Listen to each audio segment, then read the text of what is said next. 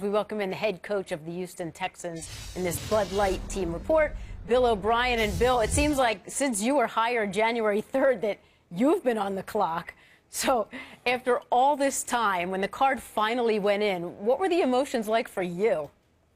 Well, it's an exciting night. You know, it was a night that was built up with a lot of anticipation, and I felt like between our coaching staff and Rick Smith and his crew of scouts that we had a good plan, and the plan went accordingly, and it was an exciting night for the Houston Texans. Well, you made Jadeveon Clowney sweat it out. There was the lead up and then all the time on the clock. What kind of options were you weighing during that time?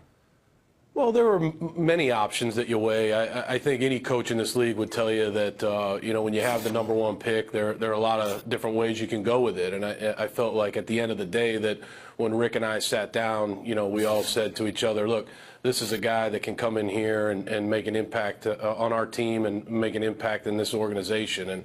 And that's what we did. We had a plan going that way. But again, there were a lot of options out there, and we went with the one that was best for our organization. There was all the talk of the once-in-a-decade type of talent, and then there were the questions. And one of the questions was, how would he fit in Romeo Crennel's defense? How do you see it?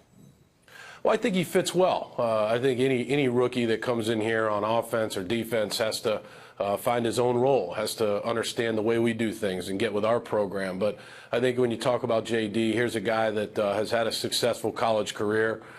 He's going to come in here and start off as an outside linebacker, and then obviously we're going to move him around. You know, I think in this day and age in the NFL, there are a lot of different packages defensively, and he's a guy that's going to be inserted into all of those, and we'll see which one fits him the best. But again, we're excited about our whole draft to this point, and we're looking forward to finishing up with a strong draft tonight. Yeah, Bill, you said at JD's pro day that if he was going to play outside linebacker, then there'd be a lot of work to do. So what's in store for him? Well, like I said, I think, Susie, any rookie that comes into this league, there's a ton of work. I believe that it's such a big jump from the college game to the pro game.